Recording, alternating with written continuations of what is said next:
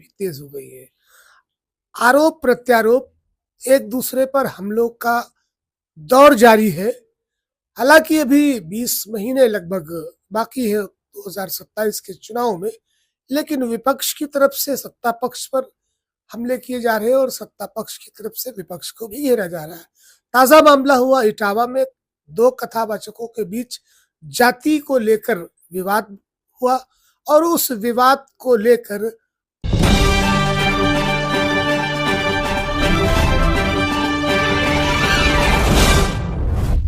चर्चाएं भी तेज हो गई है।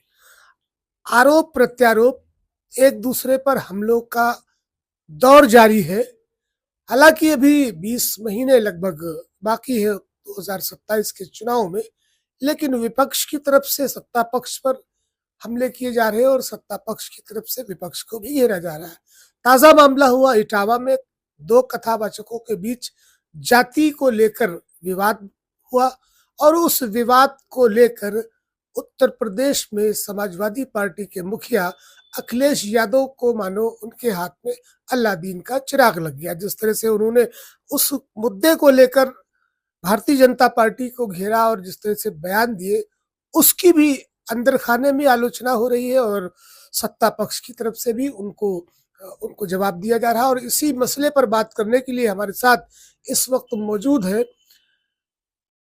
ब्राह्मण संसद के राष्ट्रीय अध्यक्ष डॉक्टर पंडित अमरनाथ मिश्रा जी, जिन्होंने सियासत के कई रंग और कई दौर देखे हैं।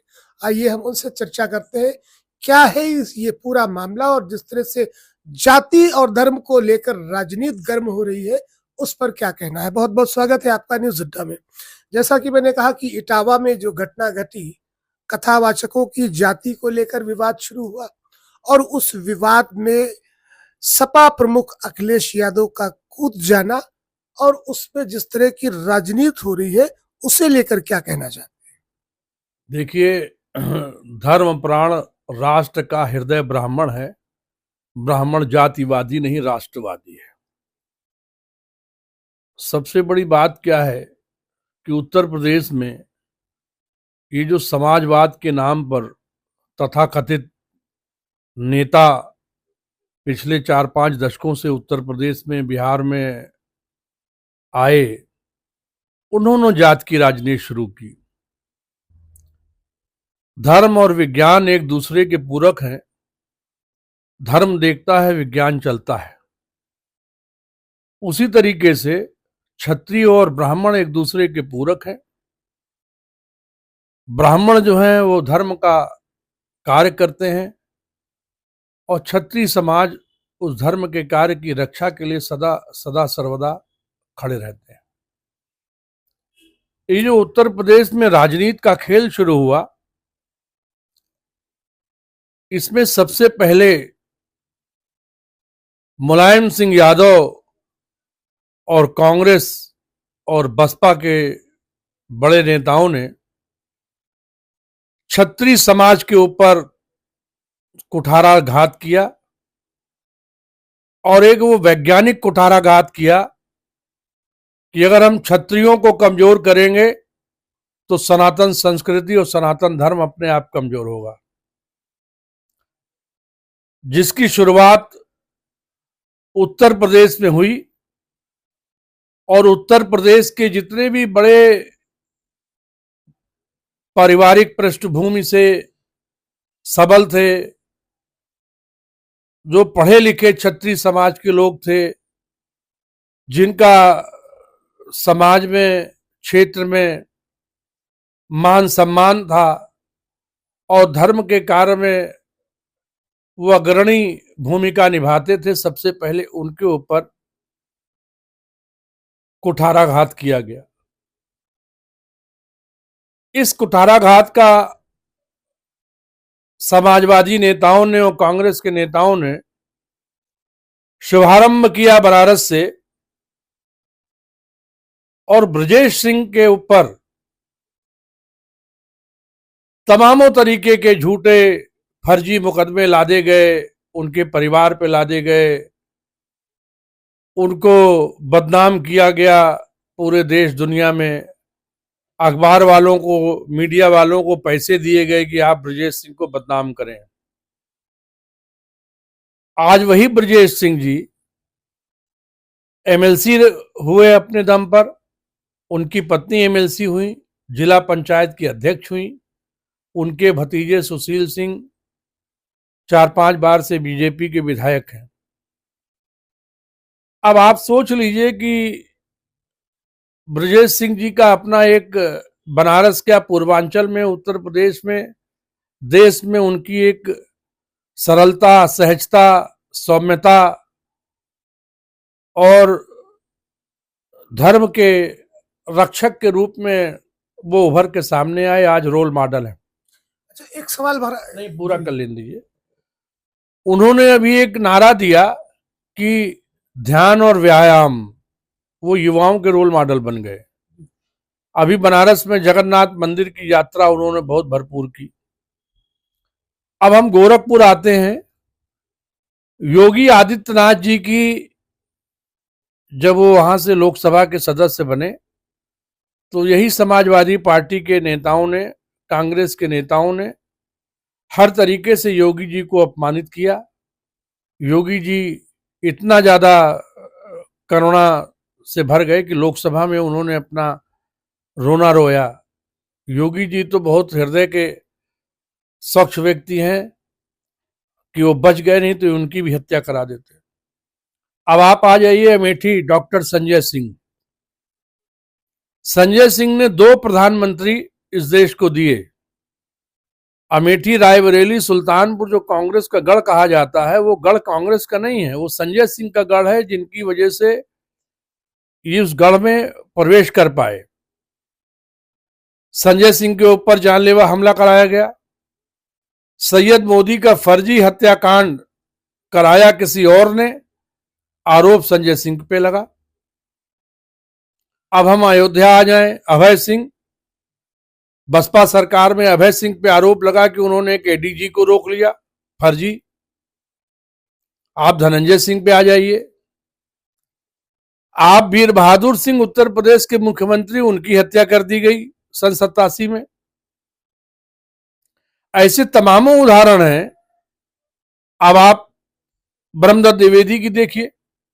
ब्रह्मदत्त द्विवेदी की हत्या समाजवादी पार्टी की सरकार के समय हुई। बदनाम किया गया कल्याण सिंह को, फंसाया गया विजय सिंह को।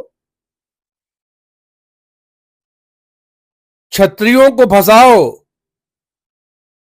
दूसरों को बदनाम करो और अपना उल्लू सीधा करो। बहमई कांड की आपको याद दिला दें। फूलन देवी ने 22 ठाकुरों को खड़े होकर के मरवा दिया। खुद गई वहां पर, मुलायम सिंह यादव धरने पे बैठ गए। उसके बाद उन्हीं मुलायम सिंह यादव ने फूलन देवी को लोकसभा में भेज दिया। ये कौन सी राजनीति कर रहे हैं समाजवाद के नाम पर? अब आज वही राजनीति अखिलेश यादव कर रहे हैं। भाई, कोई भी व्यक्ति अगर योग्य है, प्रतिभा संपन्न है और उसके अंदर ज्ञान है तो कोई भी कथा कह सकता है। मगर व्यासपीठ के पे बैठ करके नौटंकी करना, कथा के नाम पर अनर्गल प्रलाप करना, इसको कोई बर्दाश्त नहीं करेगा। अभी कुछ समय पहले तक अखिलेश यादव कह रहे थे कि उत्तर प्रदेश में ब्राह्मणों पर अत्याचार हो रहा है। अब आज वो कह रहे हैं कि ब्राह्मणों से पूजा पाठ मत करवाना, इनको गांव में मत घुसने देना। अत्याचार तो आप ही कर रहे हैं, अखिलेश यादव के लोग कर रहे हैं। जो मेरा अधिकार है पूजा पाठ करने का, उसको आप हमसे कैसे छीन सकते हैं? दूसरी चीज आपको और बता दें, क्षत्रिय समाज और ब्राह्मण समाज के लोगों ने और लोगों ने साथ मिलकर के भारत की आजादी की लड़ाई लड़ी। और आज लोकतंत्र में यही क्षत्रिय और ब्राह्मण आरक्षण से भी लड़ रहे हैं, SC/ST एक्ट मुकदमे से भी लड़ रहे हैं। मायावती की सरकार बनी तो राजा भैया पे केस लगाए गए, ब्राह्मणों पे फर्जी केस लादे गए। इन लोगों को सिर्फ क्षत्रिय और ब्राह्मणों से ही खतरा नजर आता है और कुछ नहीं कर सकते। फर्जी मुकदमे लगाएंगे, फर्जी कथावाचकों को खड़ा करेंगे। जाति की राजनीति अखिलेश यादव और मुलायम सिंह यादव ही कर रहे हैं, यही पीडीए बना रहे हैं, यही फर्जी राजनीति कर रहे हैं, जिसका निंदा होनी चाहिए। और 27 में इनको मालूम पड़ जाएगा कि समाप्तवादी पार्टी हो जाएगी। एक सवाल और भी, जब ये मामला हुआ कथावाचकों का, आपको बता दें कि इटावा में इस मामले पर बागेश्वर धाम के धीरेन्द्र शास्त्री जी ने एक बयान दिया। उन्होंने कहा कि देश में धर्म और जाति को लेकर जिस तरह से राजनीति की जा रही है, कैंसर के समान है, इससे समाप्त होना चाहिए। और जहां तक ये देखा जा रहा है कि भारतीय जनता पार्टी में हम साक्षी महाराज की बात कर ले, गिरिराज सिंह की बात कर ले, ऐसे तमाम नेता हैं, उनकी तरफ से भी जाति सूचक टिप्पणियां की जाती रही हैं और धर्म को लेकर तमाम तरह की टिप्पणियां की जा रही। तो क्या लगता है, हम्माम में सभी नंगे हैं? देखिए, जो जाति सूचक टिप्पणी कर रहे हैं, चाहे साक्षी महाराज जी हों या गिरिराज सिंह जी हों या कोई भी कर रहे हों, हमारे हर लोकसभा क्षेत्र की अपना एक जातीय राजनीतिक गणित है। उस राजनीतिक गणित को साधने के लिए हर आदमी अपने तरीके से जाति की परिभाषा बताता रहता है। मगर जो धीरेन्द्र शास्त्री जी कह रहे हैं या योगी जी ने जो कहा कटोगे तो बटोगे, ये सच बात है। और महाराज मनु जो थे वो क्षत्रिय थे। जो मनु आचार संहिता को अगर आप पढ़ेंगे तो सबसे ज्यादा अधिकार उन जातियों को दिए गए समाज में जिनको आज जिनके लिए आरक्षण मांगा जा रहा है। आप मनु आचार संहिता उठा के पढ़ लीजिए, कोई जाति का मामला था ही नहीं। जो हमने आपको बताया कि उत्तर प्रदेश में क्षत्रिय जो धर्म का रक्षक था, क्षत्रिय समाज की रीढ़ तोड़ी गई, धर्म को कमजोर करने के लिए किया गया। और ये इसलिए किया गया कि सनातन संस्कृति कमजोर हो जाए, और क्षत्रियों को कमजोर करेंगे तो ब्राह्मण अपने आप कमजोर हो जाएगा। एक सवाल और भी, अभी आपने देखा, ये तो इटावा में हुआ, जाति को लेकर इस तरह का विवाद छिड़ा और राजनीति हुई। महाराष्ट्र में शिंदे गुट के लोग, तमाम तस्वीरें आई, उनका कहना है कि महाराष्ट्र में जिसे रहना है तो मराठी को बोलना है। तो क्या भाषाओं पर भी पाबंदी लगाई जाएगी? इसे लेकर फिल्म एक्टर भोजपुरी के हैं निरहुआ जी, उन्होंने कहा है कि हमें अगर हम मराठी नहीं बोलते हैं तो महाराष्ट्र से किसी की दम नहीं जो हमें बाहर निकाल दे। देखिए, एक बात तो ये जान लीजिए कि 31 राज्य हैं भारत में, और हर प्रांत की भाषा अपनी अलग अलग है, और रोजी और रोटी की भाषा जो है वो अलग होती है। जो लोग भी पूरे देश के लोग इधर से उधर अपने रोजी रोटी कमाने जाते हैं, जिस प्रांत में जाते हैं वहाँ पे वो काम करते करते, अपना व्यापार धंधा करते करते वहाँ की भाषा सीख जाते हैं। ये राजनीतिक बातें हैं, इन बातों को कोई मतलब नहीं है। बाला साहब ठाकरे के समय से हम ये सब बातें सुनते चले आ रहे हैं कि जो मराठी नहीं बोलेगा महाराज छोड़ देगा, ऐसा है वैसा है। कल को दिल्ली वाले कह देंगे कि हम यहाँ ना हो, उत्तर प्रदेश वाले कह देंगे, ये सब नहीं चलेगा। ये सब राजनीतिक बयानबाजी है, और इस तरीके की बयानबाजी तो हमारे देश में चलती रहती हैं। नेताओं के पास और कोई काम है नहीं, विकास का काम कर नहीं रहे, जनता का काम कर नहीं रहे, धर्म की रक्षा का काम कर नहीं रहे, अपनी राजनीतिक रोटी सेकने के लिए नए नए सिगूफे छोड़ा करते हैं। इन बातों का कोई मतलब नहीं है। जो महाराष्ट्र जाना चाहता है, जो आंध्रा, कर्नाटक, तमिलनाडु जाना चाहता है, जो बंगाल जाना चाहता है, वो सब आ रहे हैं, जा रहे हैं। किसी के कहने से कोई रुकने वाला नहीं है।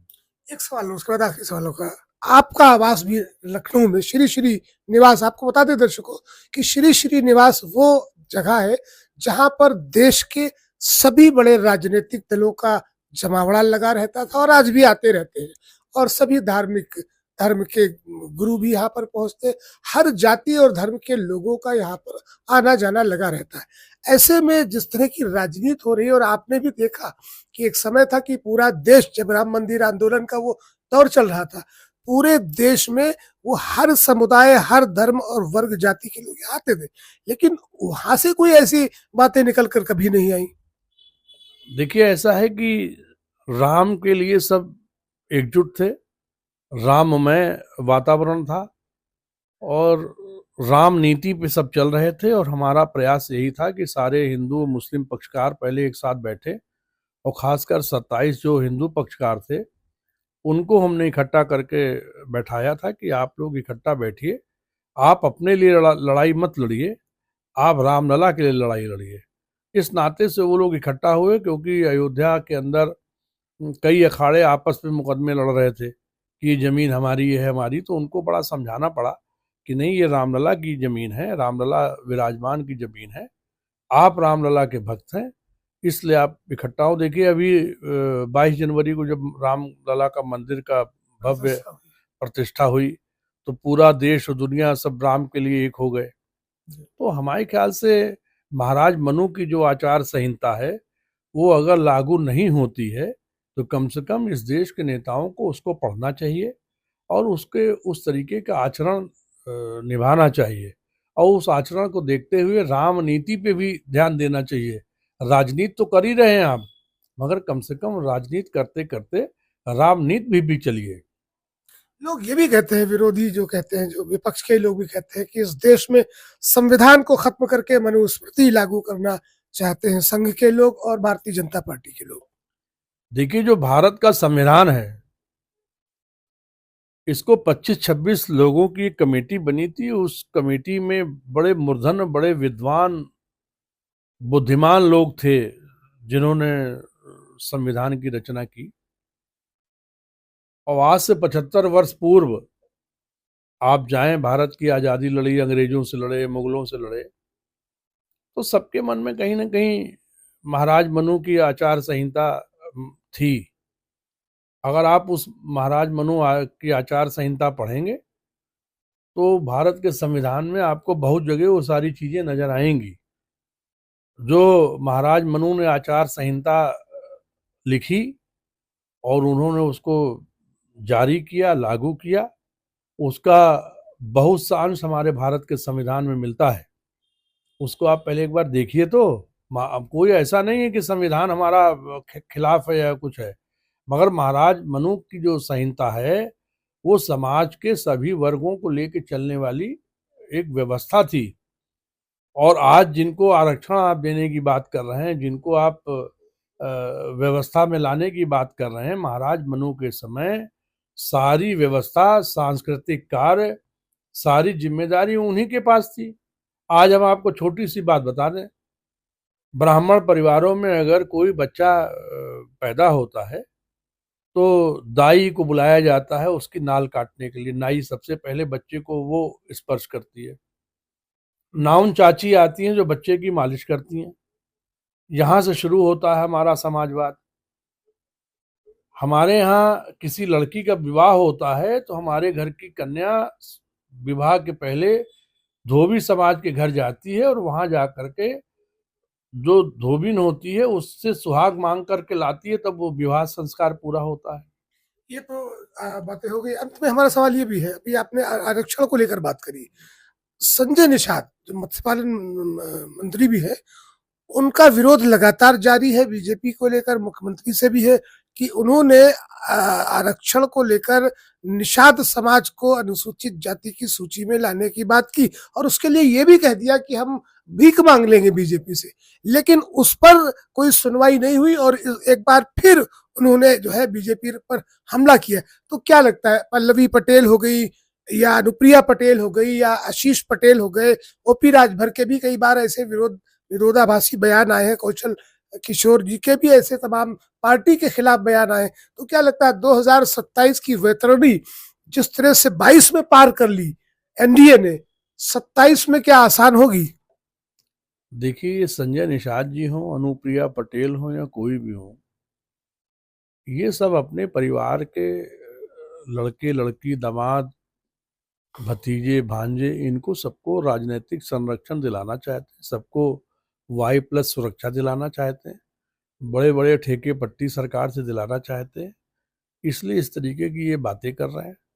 अनुप्रिया पटेल का जो मामला है ये सबको पता है कि आशीष पटेल को चाहती हैं कि वो डिप्टी सीएम बन जाए, संजय निषाद खुद डिप्टी सीएम बनना चाह रहे हैं। इस तरीके से इन लोगों का जो भी ये राजनीतिक वक्तव्य है ये बीजेपी में है तो आज कैबिनेट मिनिस्टर बन करके ये सत्ता का मजा ले रहे हैं। ये बीजेपी से हट जाएंगे, कोई इनको पूछेगा नहीं। ये सब इनकी राजनीतिक बयानबाजी, इससे कुछ होने वाला नहीं है। योगी जी उत्तर प्रदेश में इतना अच्छा काम कर रहे हैं कि ऐसे लोगों की भारतीय जनता पार्टी को 2027 में जरूरत ही नहीं पड़ेगी। क्षत्रिय समाज और ब्राह्मण समाज 1 और 1 11 होंगे, दोनों साथ मिल करके योगी जी को फिर उत्तर प्रदेश का मुख्यमंत्री बनाएंगे। देखिएगा कुछ नहीं कर पाएंगे सर। चलिए, हमसे बात करने के लिए बहुत बहुत शुक्रिया। तो दर्शकों, जिस तरह से इटावा में कथावाचकों के बीच जाति को लेकर छिड़े विवाद ने उत्तर प्रदेश में राजनीतिक गलियारों को एक नया विषय दे दिया और एक नया शगुफा छिड़ गया है। अब देखने वाली बात यह होगी कि 2027 में जहां एक तरफ पिछड़ा, दलित और अल्पसंख्यकों की राजनीति करने वाले अखिलेश यादव है और दूसरी तरफ योगी आदित्यनाथ जी है, सबका साथ सबके विकास की बात करने वाले। क्या 2027 में जाति धर्म को लेकर की जाने वाली जो राजनीति है कोई रंग लाएगी, या फिर 2022 की तरह उत्तर प्रदेश को एक बार फिर योगी आदित्यनाथ जी के हाथों में सौंपा जाएगा? इसे समय पर छोड़ना होगा। 20 महीने शेष है अभी 27 के चुनाव में।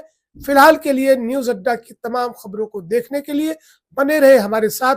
चैनल को सब्सक्राइब करें, इस इंटरव्यू को ज्यादा से ज्यादा शेयर करें, लाइक करें, कमेंट बॉक्स में अपनी राय जरूर दें कि न्यूज अड्डा की खबरें आपको कैसी लगती है। देखते रहे न्यूज अड्डा। नमस्कार।